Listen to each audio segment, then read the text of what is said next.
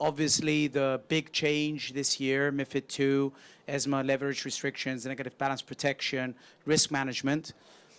It is unfortunate, but the name of the game now has changed in terms of a lot of the younger brokers, the small guys in the industry, are not able to cope with this amount of compliance and regulation that is required from them.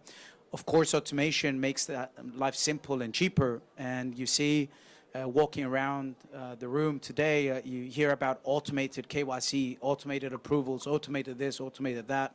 If you ask the regulator, unless you have hands-on eyes and ears and hands in there in the company, you can bring as much automation as you want, but it's not going to get the job done. And you can ask a few players in the industry. We'll remember what happened when one of the big guys got invited to be audited by the FCA, and their share price went like 50, 60% down in one day, simply because, you know, compliance. And compliance is the name of the game. We've seen China revolutionizing completely the way it's seeing the Forex industry. Latin America, one eerie statistic that I know, one of my good friends brings in like 3 million deposits a month. He's got 97 rejection rate for cards. I believe the Chinese industry is the same thing. So 97, 98% of the cards that go through the Chinese market, they got cut off. And then you kind of like ask yourself, what would happen with the Chinese market? It's huge. There's a lot of brokers in there. A lot of the existing brokers have gone to China, spent money setting up offices. Now they're being like forced to shut down shop and go away. And where is this value that is called China going to? Is it going to be the end of Forex in China? I dare to say no, but I do think that it will be more institutionalized and more overseen. So I don't think that you'll be able to go to China without a Chinese presence or license and take Chinese clients, but there is a big Forex market there. The other thing, of course, is the crypto. We've seen crypto go up like a firework. People setting up crypto brokers, as in the past they were setting crypto binary options. And then a lot of these ex-binary guys discovered crypto. They moved into crypto. Crypto was going up. Everyone was setting up. And now crypto is going down or stabilized. Now everyone is deciding, well, crypto is not the thing that I need to be doing with the call center model and all this and that. Then ESMA came out and said, well, crypto CFDs is something regulated. So there goes 70% of the business plan of every crypto broker, which was crypto CFDs. Which this means that you need to go to a traditional firm, which is the Forex CFD regulated firms, in order to handle crypto with a 1-to-2 leverage. So in effect, crypto now is being something that is questionable if it will sustain the growth in the industry. And you can also ask the 2-3 big guys, when they're giving liquidity for crypto when it was higher back in December, what kind of losses they took on their books, simply because they didn't understand the product. So this is the bad news. The good news, finally, because I know where Natallia is coming from. The colorful picture Yes. you painted over here. The good news is that the Forex industry is here to stay. And why do I say that? Well, it's not binary. It's not something that people don't want to allow. And it's not something that people, the average investor, is going to be forbidden from accessing. Right. So the fact that it's been revolutionized into something that is mainstream, in my humble opinion, it allows you to reach out to much more people. It's just the way that you monetize the value and the AUMs from these people will take longer. Instead of like taking money from a client in 2 months, you'll take money from a client in 1 year. If you ask my view, it's healthier. Right. Okay? And this is a good thing about this industry, that now the regulators have taken a view, we want this industry for the long run. And I can speak for at least the SISEC regulator, which I heard internally they had a meeting, and the head of SISEC, she invited everyone and said, guys, we need to rethink our strategy about the CFDs and the Forex market, because everyone is shutting down shop and leaving Cyprus. Have we gone too far? Okay? Have we gone too far with all this regulation, the fact that third countries are not allowed in SISEC anymore versus the FCA, MBP, capital raising, all this stuff? Have we gone too far? And I think that these are the good news about the industry, because the people that are here now, they have clarity for the long run. Okay? They know how to invest They know where this industry is going to, and I don't think there's going to be any more surprises now. Right. Okay, great. At least you finished with the good news. So we have, let's get to the point about the mergers and acquisitions. So I'm sure all of you here, listening to this workshop, either the shark that is eating the fish or the fish, waiting to be eaten by the shark. I have a couple slides here just describing the global M&A activity. This is the slide from Boston Consulting Group, and it just shows the M&A activity in 2017 picked up slightly. I believe in 2018, globally as well as in FX, we'll have a little bit of a slowdown due to, geopolitical risks like with China and things like that. I just wanted to highlight the biggest trends that were actually relevant in 2017. Like the number one is probably less relevant this year. Chinese go shopping, I think the biggest phenomena is number 4, is the ICO fundraising. It's reported to be 7.1 billion funds raised in the ICO process in 2018. Sorry, I think it was like 6 million in 2017.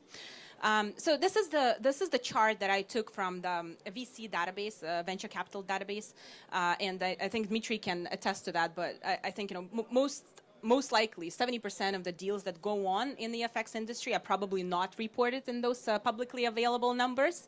But it's just to paint the picture to show you where we are in the cycle. So in FX, due to the reasons that Demetris just outlined, all the regulatory pressure and the change in the regulations, we see more acquisitions, more deals happening in 2018 than we probably saw last year.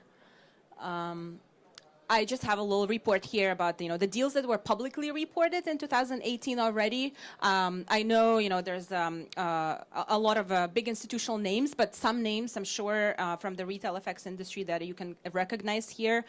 For example, One Financial that was bought out by Axie Corp earlier this year. So let's get to the big question: invest or not invest? I just wanted to have the slide here, and the numbers are a little bit outdated, but that's the best information we could find on the profit margins. The FX industry has better than average profit margins, and its average number, it's a mean, right? It's almost 29% profit margin. There are some companies, of course, that are lean and very efficient, and I believe there's an Australian broker that put their financials up last week that actually showed 50% or more, even a little bit slightly more than 50% in their profit margin. And just to contrast that with the average profit margin for all the industries in the U.S. is reported at about 15%. So this is the slide that you probably came here for. I don't think it's, and we can speak to whether or not this is something that you can go by when evaluating your, FX company. But again, this is based on the venture capital database, capitalist database, and those are the average numbers. So for the industry overall, which includes sub-verticals like asset management, financial software, brokerage, the revenue multiple, which is the revenue that you produced a year, and what exit do you expect to have, is 4.6 on average, and 728x on the EBITDA multiple. So we can debate that, right, Demetris, like whether or not, and when we saw those numbers, and it's just simply a mathematical average, when we saw those numbers, both of us thought that it's probably a little bit on the high side.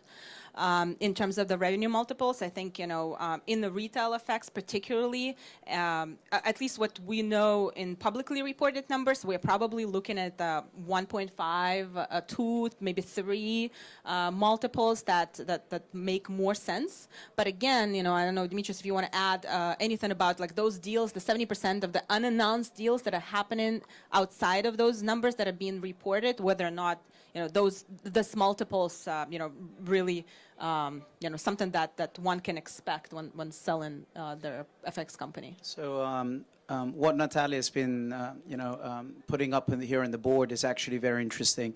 The FX industry, the reason that the revenue multiple is so high is because in the past you were able to monetize the AUMs and convert that into profit. I mean, some industry empirical metrics that come to mind, having done, I think, over 15 deals in the FX industry myself.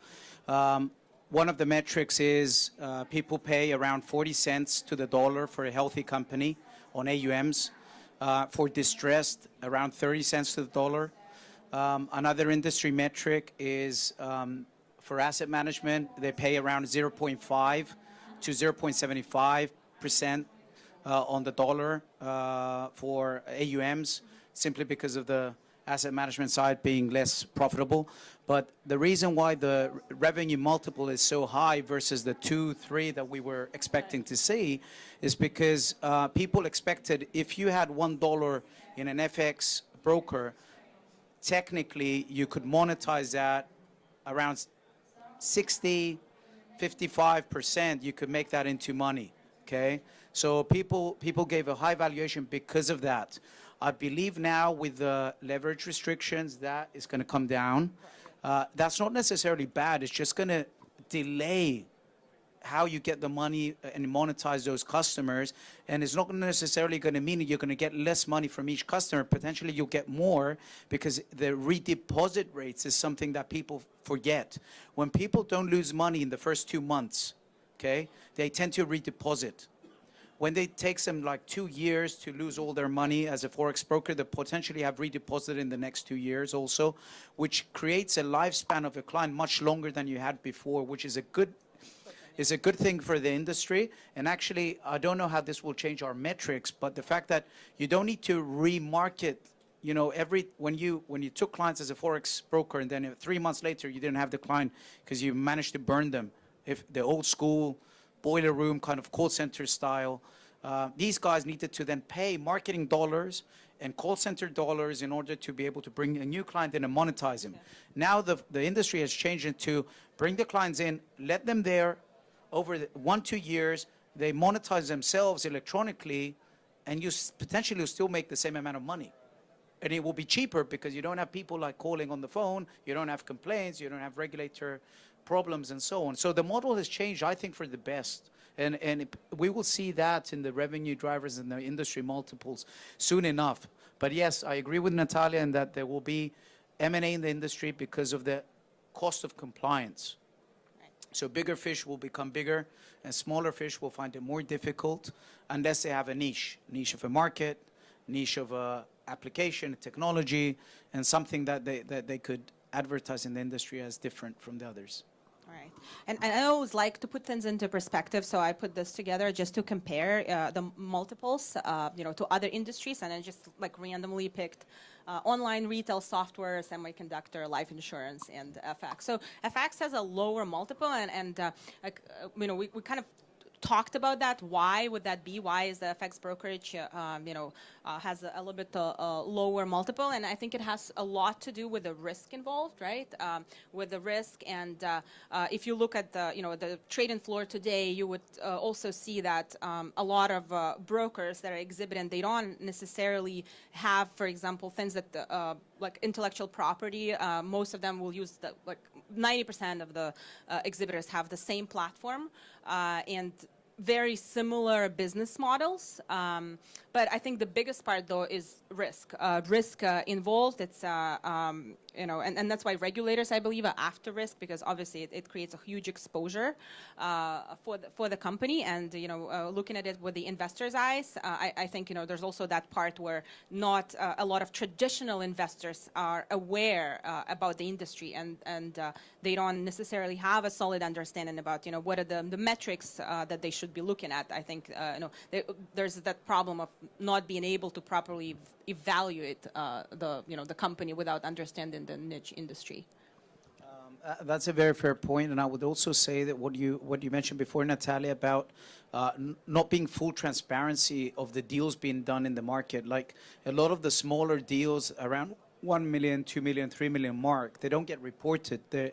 So we don't really know what kind of metrics there are for those deals to be able to compare. We see the bigger deals that are either listed companies or public information of private equity companies stepping in, like Pepperstone and so on. Right. But these, in my view, are non-comparable because you're talking about more liquid instruments when they're public deals. They have the smaller guys have a liquidity premium, and the geographic spread of their clients is also very important. Now, if you were going to go out and search for someone to buy, which is, I guess, where we're going to discuss next, Right. what are the key things that you want to look at in terms of this company? Right. And the first thing that I would focus on is AUM's geographic spread. What type of clients do they have? Right. Yeah, so we next we just wanted to talk about valuations, and I don't know how far along we'll get into that because I do have quite a bit of information on that. But in general, when you evaluate the company, I mean, there's multiple methods, and Demetris just talked about the AUM one, right? This is another way to look at FX companies, particularly in the asset management space. But in general, you know, obviously, you know, you look at the valuable assets and intangible assets and the goodwill. So it's obviously not a complete list, but it's just a point of reference for you to understand, you know, what creates value in the FX brokerage or, you know, any other company in the vertical. When you look at the company, you know, you obviously look at the demographics and, you know, what assets they have, what clients they have, but obviously what are those, the most important assets are the clients, right? You know, actually it's a question, right? Nowadays, in those 70% of unreported deals, whether it's a client book or it's actually just a license and the setup. But that is also important. Financial license, I listed at number 4. I think, you know, this should be bumped up, especially for the niche that we're talking about. Banking, data centers, websites, CRMs, you know, all those assets that the brokerage, you know, might have. And when we're speaking, sorry, I went backwards. When we're speaking about intangible assets, it was just some of the things that I thought of when I was putting this presentation together. You know, obviously intangible, like your reputation, you know, your marketing message, how it's perceived by the marketplace, trademarks, IP, things like that, and of course the goodwill. Yeah, so I mean, we can talk about the valuations. I think let's talk about that a little bit. We didn't want to discuss any particular deal, but just take a look at like the valuation methods that, you know, you would go by when you're trying to purchase a company. So I just had you know, like the traditional, you know, classical free cash flow analysis. You know, you project the cash flow and then you try to, you know, value it back to today. And this is actually an interesting one, and you know, Demetris, you can confirm or not, but I believe this is kind of the typical deal in 2018, where, you know, you get someone trying to sell their company, and you get a little summary, executive summary like that, and they basically summarize, you know, who they are, what they've got.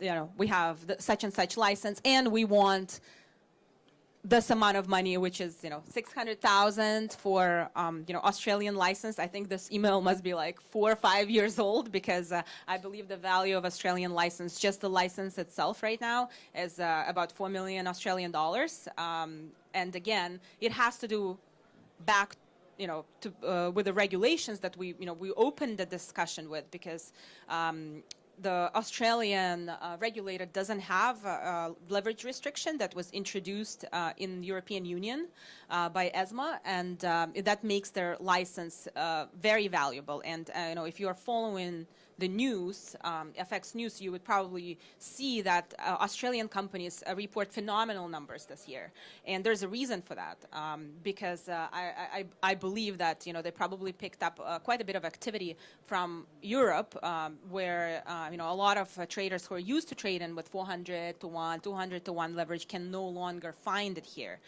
So the deals, you know, the clients flow to the Australian brokerage. But again, you know, this is just a great example, and this is what you typically get today is, you know, someone sends, you know, sends you an executive summary saying, like, I want to sell my license, and they have some other assets.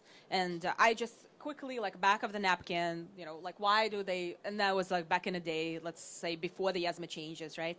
They value the company at 600,000. So if you work the numbers backwards, like, and you as an investor, you're trying to understand why they're asking for this money, I think the best approach that I took here is like, okay, it's a replacement value, you know, approach. I'm like, if I were to establish this company from scratch, like, how much would it cost me? How much does the license cost me? How much the ASIC license cost me? And, you know, how much are those other assets that are listed here would cost me? And, you know, you have some idea about, like, whether or not this valuation is reasonable or it's, you know, something that doesn't make any sense. I don't know if you agree with that. Yeah, I mean, how would you value this one? Like, if you get an email like that, like, how would you look at, like, I think I got that email. And and the second thing is, I was going to say for Australia, and Natallia is spot on in the sense that Australia has received a big bump for 2-3 reasons. First of all, Asian clients are redirected from FCA companies and SISEC companies into Australia. The reason is the leverage. Second thing is, Australia has been one of the countries that you're allowed to receive liquidity from when you're a European Union broker, which is another impetus for Australian brokers in the sense that they're approved G20 country in order to receive liquidity from. And I think the third reason is that potentially some of the industry just rerouted their flow of clients, potentially even in not a compliant fashion, and instead of taking European clients in Europe, they're taking them with Australian cars. Smart move if you're prepared. Well, I won't say that it's a completely compliant move, but I have heard of people asking me the simple question, well, Demetris, if I can't take them in Europe because it's 1 to 30, and I take them in Australia, which is 1 to 300, life goes on, and, you know, when they decide they want to close that, they close it off, and the fat lady stops to sing. But with regards to the valuation, I think what Natallia has put down there is actually a very typical small deal valuation, whereby people don't value 300, 400, 500, 1 million client funds as in like particular value, but they do value the cost of setting this thing up and the cost of going through regulation 1 year, finding executive directors that you'll be paying for 1 year until you get the license, an office, like setting up relationships with banks, PSPs. Everyone knows what a nightmare it is now to sign up with PSPs and banks. Even LPs have become really difficult in their KYC and like very legit and crossing T's and and the O's and everything, because they hold clients' money and they themselves are valuing their license. So everything is becoming more difficult in terms of getting things approved, which means time, which means cost. And therefore, replacement value is a very good example of what you would be looking at as a small broker. And when you put that down, and I mean, the 600 Aussie dollars now might seem like a steal. Exactly, Okay, deal of the century. Like I'll give you a live deal that I was working on, which is Australian. The deal price was 2.3 million USD. Okay, and we were negotiating with my buyer. I was working buy-side advisory. We're negotiating with my buyer for like 6 weeks and brought them down to 1.7. I sent them the LOI, conditional LOI to sign. They go AWOL for like 5 days. I'm calling them, emailing them, Skyping them, like texting them like crazy because we worked for 6 weeks to close the deal. And then 5 days later, they sent an email saying, I'm really sorry, Demetris, but we sold for 2.7. Wow. Yeah. Good we had a deals. 1.7 agreement. So, yeah, I would say Australia has been, blessed with a lot of interest from Europeans, Chinese, and so on. Right. SISEC was blessed up to now. I think now because a lot of SISEC people are, renouncing licenses. I don't think buying and the fact that you have fast track 25,000 euros, you get a provisional license in 2 months. I don't think buying a SISEC license is that, interesting anymore today. FCA the same, given the Brexit and all stuff. But replacement value does make, a reasonable kind of assumptions in terms of how much money you need to spend to set up your broker. Yeah. So. As a great points, Demetris. So we also, I was not sure if we should include that or not, but I thought we should just talk about that, apart from obviously selling the company, you can also sell the assets. And what the trend that we've observed and this year is that there's quite a bit of that going on, where people sell the books, right, like the client books. And I thought that this example, and again, it's a public example, one of the few that you can find, is a great way to look at how would you value the assets, right? And in this case, obviously, assets are clients. So this transaction happened 2 years ago, and it was FXCM's.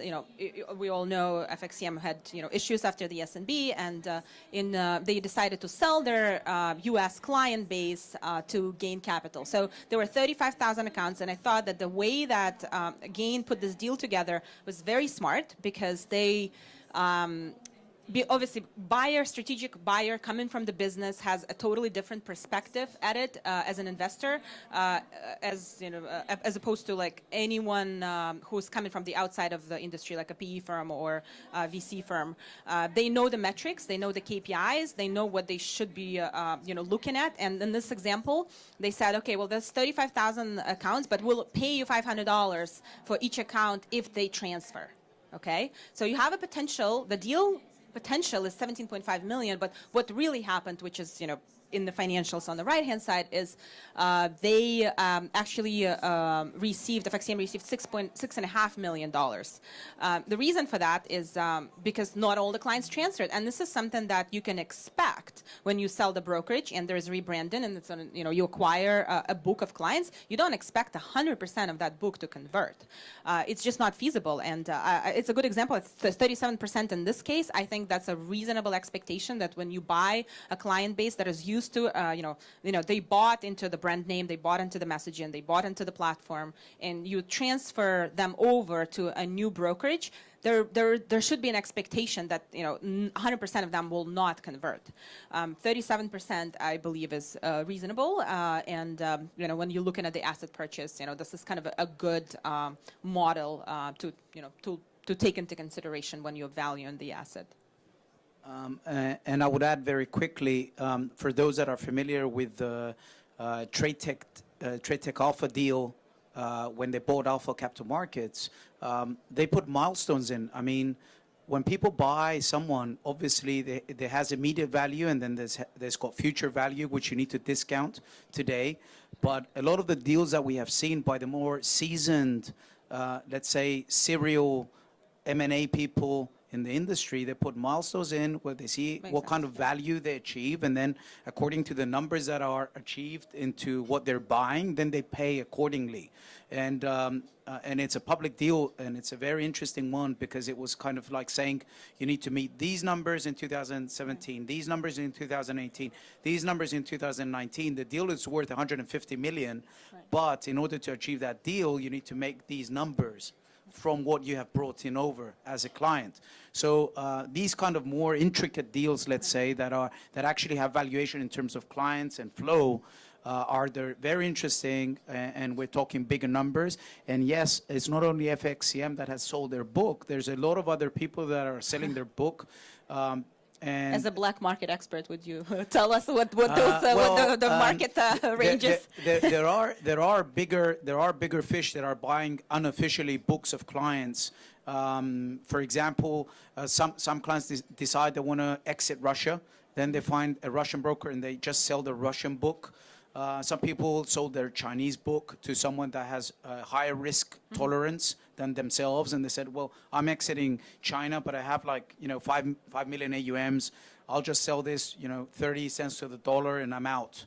And it's not a bad play, because I mean, how much money did you spend to bring in those clients? And the 30 cents, which is a distress value in my view, to the dollar, actually could be even more than your marketing spent to bring in those clients and maintain that book. So I believe that these kind of deals are also very popular in the industry, and we don't get to hear about them too much. Yeah, but how would they go about valuing the book? AUM percentage, is that AUM percentage is the most common, but as I said, more seasoned and expert valuers in the industry, when people would kind of like want to protect themselves, when we work buy side, we will put milestones in. So we will say, I'll give you 40%, but I'll pay the 40% when I monetize in tranches. So if I don't achieve the monetization of these clients, and you sold me inactive clients, and basically clients that as soon as someone reached out to them with an email, they just cashed out. That should be reflected in what my end check is. And I believe that these type of valuations are more sensible for people that want to buy something today, simply because of all the regulatory conditions that we mentioned. Of course, there's value in the market. And of course, for bigger guys, there's actually a lot of interest right now to buy distressed assets. And if you manage to put in the right valuation model where you put like the milestones map in, I believe you can find real good value in the industry right now. Right. So it's interesting point. So I guess this method makes sense, and like the earnouts and the milestones, totally makes sense for evaluating the client book. I think that's just. I think we're running out of time, but it's basically a rule of thumb, and we already talked about that. There are big deals and there are smaller deals, and there's a big difference in the way you go about evaluating it. And of course, when it's a $1 billion company buying an asset or acquiring another company, the play is different, and you deploy a totally different crew. I mean, they hire investment banker and advisors, an army of number crunchers. It just doesn't occur in the 70% of the deals that are happening in the FX market. So there are other ways to value the company that we just talked about, but something to know is obviously when you are looking for a buyer or you're looking to sell. This is another just last point that I wanted to discuss is where do the people who are looking to sell, smaller brokerage, let's say 1-2 million, like where do they find investors? How do they find the capital? Who does that capital introduction? Like how do you find someone to buy your 1 million or like even recently established brokerage? I would say that a lot of the service providers in the industry are well connected, and because it's a very small industry, when people start saying I want to sell, one speaks with the other, and in like 2 days, everyone knows that ABC broker wants to sell.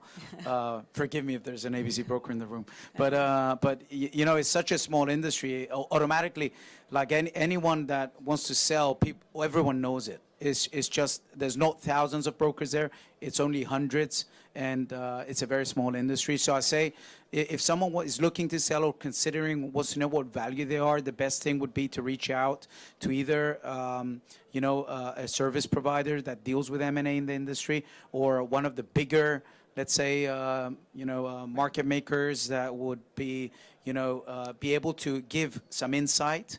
Obviously Natallia, as you know, and then it's a game of not being too greedy. I'll share another quick example. I had a broker for sale. They wanted 500,000 premium, Cyprus market maker. They were looking for 6 months, and they wouldn't budge from the 500,000. I found them someone to buy for 300,000 premium. They said, no, Demetris, thank you. I want 500,000 because that's what I spent.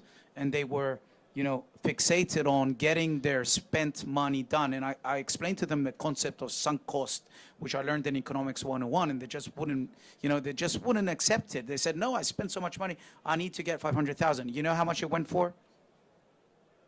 Anyone in the room? Guess? It went for zero. They sold it for zero, just to get off the monthly cost of the books. Okay? Agreed. Anyways, thank you so much for attending. I think we're running out of time. If you have any questions or you would like to discuss with us, any potential deals that you are contemplating, or you are looking to become an investor, please come by. And Demetris' firm is a boutique advisory firm in Cyprus, so I'm sure he can help you out with all of those questions. And just remember that the power of the network. Everyone who's operating in the industry for a year has network and has contacts. So do reach out, and the deal will happen. Thank you. Thank you, everyone.